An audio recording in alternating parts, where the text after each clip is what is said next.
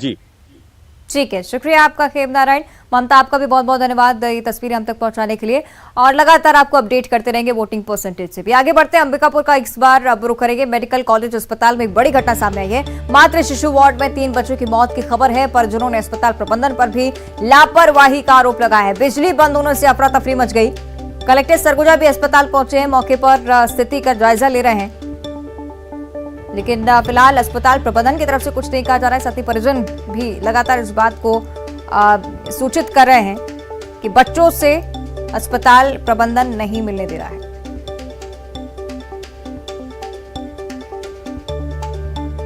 गोल हो गया था, कोई बोल रहे हैं कि बच्चे 3 ठो डेथ हो गए हैं। मेरे को भी डाउट लग रहा है कि मेरा बच्चा, डॉक्टर लोग नहीं बता रहे हैं कि किसका बच्चा डेथ हुआ है, इसे अंदर जाने को मना कर रहे हैं। अभी नहीं बता सकते हैं, डॉक्टर लोग आएंगे तो बताएंगे। भी डर है कि मेरे देखने नहीं जा रहे हैं बच्चे का हालत कैसे है, तबीयत बस पूछना है, देख के आना है मेरे को, नहीं अंदर ढुकने को मना है, जाने ही नहीं दे रहे हैं। रात में वही 11-12 बजे रात में लाइट गोल हुआ, उसके बाद भोर में आए 3 बजे, फिर उतना तक पूरा अंधेला था, फिर रोने गाने किए, बहुत परेशानी हुए। लड़का लोग तो बहुत इधर उधर हुए, और जो भी घटना हुआ लाइट का ही कारण, काहे कि लाइट नहीं था, इसके कारण मतलब लड़का लोग को ऐसा हुआ। काहे कि खुला में तो रखते हैं लड़का लोग को, वहाँ से वो लड़का लोग वहीं था, लेकिन लाइट नहीं था तो क्या करेंगे, उन लोग कुछ नहीं किए, अब क्या करेंगे, अब लाइट रहेगा तब तो कुछ। हम लोग को तो सुबेरे बताए इनको कि ऐसा ऐसा हुआ, लाइटें तो गोल हुआ था, तो फिर क्या बोलते कोई जुगाड़े नहीं किए इन लोग, भाई जनरेटर होते तब तो। बंदे हो गया था होगा, जब लाइटें नहीं रहेगा तो मशीन से कहाँ चालू रहेगा। 14-15 दिन हो गया, अब अपना बच्चा खत्म हो। तो देखिए, बेहद ही गंभीर मामला है और जांच की भी बहुत ज्यादा आवश्यकता है, और उसको लेकर जब न्यूज 18 ने स्वास्थ्य मंत्री टी.एस. सिंहदेव से भी जब बातचीत की, उन्होंने भी जांच का आश्वासन दिया है। क्या कुछ उन्होंने कहा है, सुनाते हैं आपको। अंबिकापुर से लौटा, रात को रायपुर पहुंचा था, तब तक कोई जानकारी नहीं मिली थी। आज सुबह ये जानकारी मिली कि 4 बच्चों की मृत्यु हुई है एमसीएच अस्पताल में, मेडिकल कॉलेज, राजकीय मेडिकल कॉलेज के एमसीएच अस्पताल में।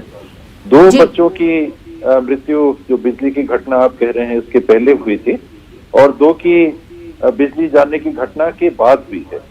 और बिजली एक बात सामने आती है, लेकिन जनरेटर वहां पर रहते हैं। एमसीएच में बिजली चली जाए, आपात स्थिति में बच्चों को रखा जाता है, तो जनरेटर चालू होने चाहिए थे।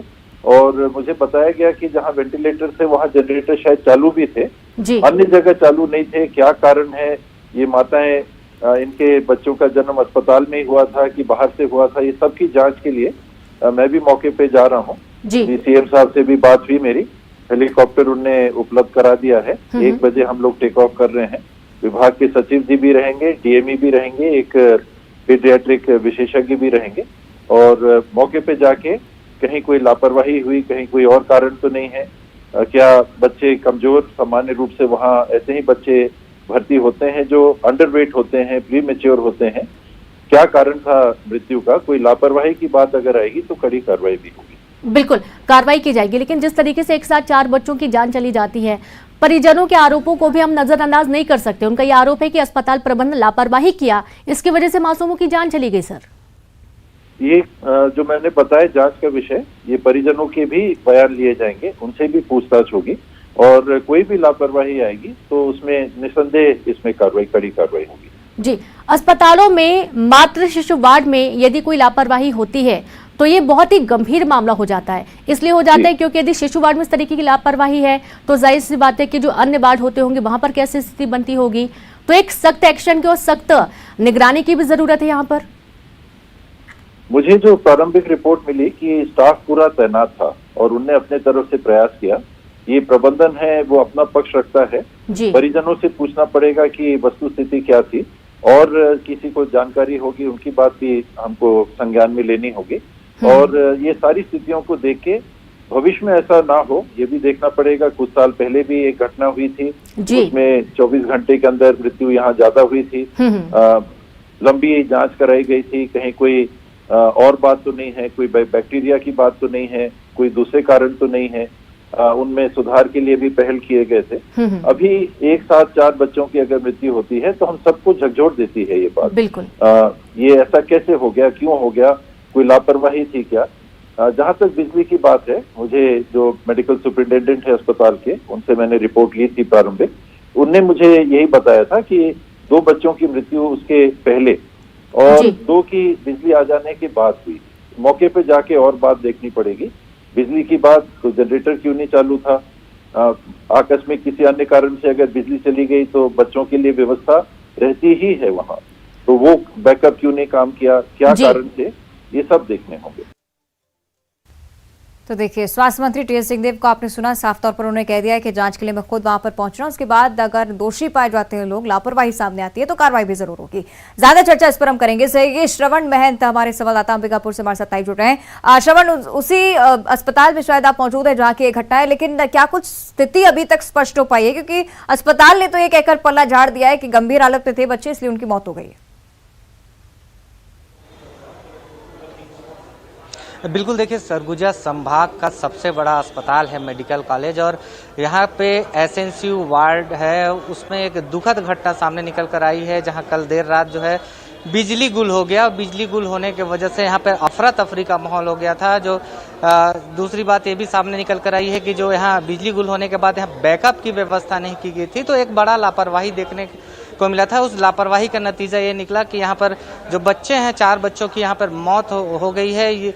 और जो परिजन है ये आरोप लगा रहे हैं कि जब बिजली गुल हुई तो यह अस्पताल में किसी तरह से बैकअप की व्यवस्था नहीं थी। हम अभी इसी अस्पताल के एसएनसीयू वार्ड के सामने मौजूद हैं, और इस बात को जैसे ही खबर जो मिलती है अधिकारियों को, तो पूरे जो अधिकारी का अमला है यहाँ पे पहुँच चुके हैं। तो यहाँ पे स्वास्थ्य अधिकारी, जैसे मैं अस्पताल के डीन की बात करूँ या सीएमएचओ की बात करूँ, या तमाम जो जनप्रतिनिधि है वो भी यहाँ पर मौजूद हैं। जिला प्रशासन, पुलिस के तमाम अधिकारी यहाँ मौजूद है। और एसएनसीयू वार्ड के अंदर जो है, जहां बच्चे, नवजात जो शिशु है जो गंभीर अवस्था में यहाँ पे भर्ती किए जाते हैं, वो जो शिशु का वो निरीक्षण कर रहे हैं और ये पता लगा रहे हैं कि आखिर मौत की वजह क्या है, या बिजली गुल होने की वजह से ही मौत हुई है, या फिर ये बच्चे की मौत का कारण क्या है। हालांकि ये जो एसएनसीयू वार्ड है वहाँ पर गंभीर मरीजों का ही यहाँ जो नवजात शिशु है उनको यहाँ पे भर्ती किया जाता है और उनका यहाँ पे इलाज चलता है।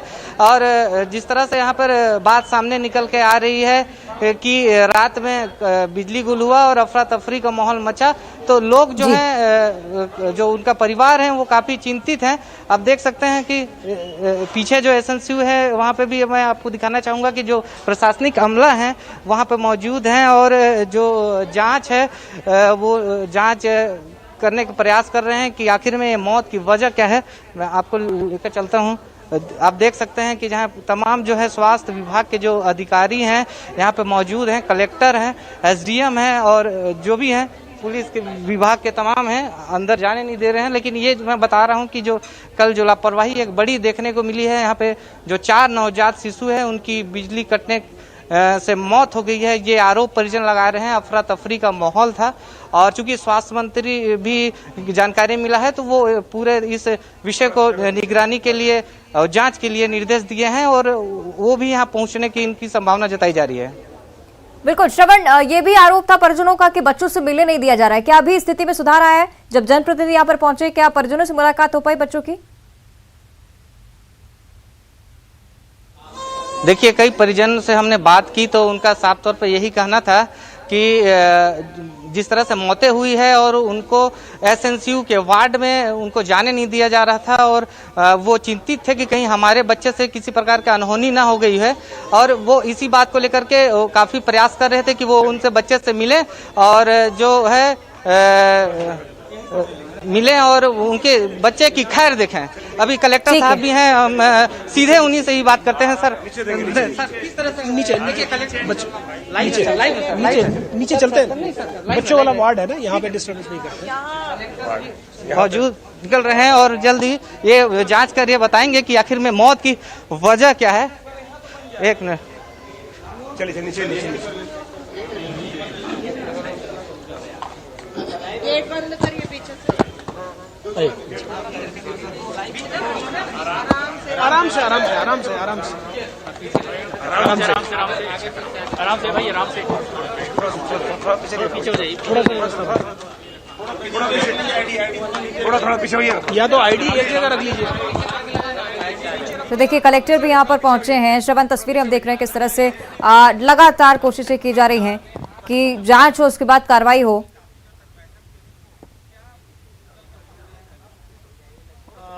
एसएनसीयू में जो है 4 बच्चों का जो मामला आया है वो 5:30 से लेके और 8:30 बजे तक 4 बच्चों की मृत्यु हुई है। उसमें बिल्कुल सही है वो, और उसमें जो बच्चे थे वो क्रिटिकल कंडीशन में थे।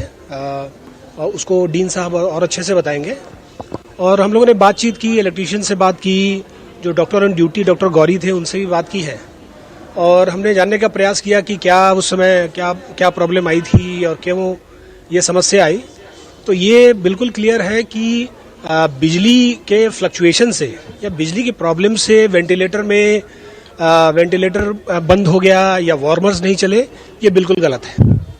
क्योंकि जो अल्टरनेट सिस्टम होते हैं, वेंटिलेटर जो होता है उसके साथ एक यूपीएस का भी सिस्टम होता है।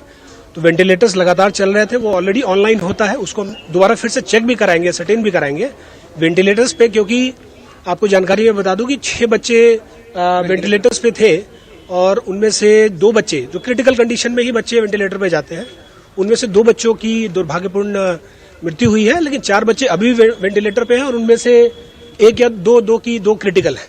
क्योंकि वेंटिलेटर पे वही बच्चे जाते हैं जिनकी कंडीशन थोड़ी खराब होती है, जिनको सांस में दिक्कत होती है या सीएसडी की प्रॉब्लम रहती है, बहुत सारे जो मेडिकल कंडीशन होता है। लेकिन अभी उसके अलावा जो 2 बच्चे हैं उनको भी प्रॉब्लम थी, उनको 1 तारीख को, किसी को 2 तारीख को एडमिट किया गया था। तो कहीं इस तरह की बात नहीं आई है कि बिजली के जाने से या बिजली की प्रॉब्लम से, क्योंकि मैंने इलेक्ट्रीशियन से भी बात की, जो बिजली का जो प्रॉब्लम हुई थी वो करीब 1-1:30 बजे के आसपास हुई थी। बीच में लाइट आ रही थी क्योंकि पैनल जल गया था, तो उस समय पैनल को ठीक करने में, उसको डायरेक्ट करने में थोड़ा समय लगा था। लेकिन जो उसका अल्टरनेट बैकअप होता है, जो एसएनसीयू के लिए अलग रहता है, उसमें कहीं कोई दिक्कत नहीं आई थी। अभी ये प्राइमरी फाइंडिंग्स पता चली है। अभी जब हम एक टेक्निकल कमेटी बनाएंगे और चीज़ों को और देखेंगे, सारे सीसीटीवी के फुटेजेस लेंगे, तो चीज़ों को और सर्टेन कर पाएंगे। अभी मैं जो टीम से बात कर रहा था उसमें मैं एक डॉक्टर से भी, जो डॉक्टर ऑन ड्यूटी है, उनसे भी बात किया है। हमारा जो वेंटिलेटर्स थे they were on throughout the time, कहीं पे कोई प्रॉब्लम नहीं थी। वेंटिलेटर पे टोटल 6 बच्चे थे, 4 बच्चे अभी भी हैं और अभी दे आर डूइंग फाइन। उनमें से 1-2 की स्थिति खराब है, जैसा डॉक्टर साहब बता रहे हैं। तो जो डॉक्टर्स की जी, एसएनसीयू में कितने बच्चे उस समय मौजूद थे और परिजनों को उनके बच्चे ले जाने के लिए, वार्म अप करने के लिए क्यों कहा गया? बीच में जो जैसा डीन साहब से बात हुई है कि बीच में जो क्या बोलते हैं उसको, वार्मर, हाँ, वार्मर में जो फ्लक्चुएशन आ रहा था उसमें एमबीसी क्या बोलते हैं उसको, केएमसी। तो बच्चों को क्या होता है कि जब थोड़ा सा जिनको ठंड लगती है तो उनको मार्सुपियल केयर के लिए परिजनों को बुलाया जाता है। तो जो डॉक्टर ऑन ड्यूटी बता रहे थे कि कुछ मदर्स को बुलाया गया था, ये भी एक रूटीन प्रक्रिया होती है, क्योंकि मदर्स के आ जाने से क्या है, बच्चा थोड़ा सा कोजी भी फील करता है। तो ऐसा नहीं है कि बिजली के जाने की वजह से ऐसा होता है, ये एक नॉर्मल प्रक्रिया होती है। और उनमें से मेरे को लगता है 4-5 मदर्स को बुलाया गया था, उनमें से 2-3 की कंडीशन अभी भी ठीक है। कारण पता चला क्या था? प्रमुख कारण क्या माने? नहीं, प्रमुख कारण जो है, एक तो है कि भाई, तो बच्चों की हालत गंभीर थी, इस वजह से ये पूरी घटना हुई है। इस बारे में कलेक्टर जानकारी देते हैं। श्रवण, आपका भी बहुत बहुत धन्यवाद इस पूरी जानकारी के। हालांकि जांच के बाद ही पूरी स्थिति जो है स्पष्ट हो पाएगी। आगे बढ़ते हैं, बलरामपुर से एक बड़ी खबर है। धर्म पर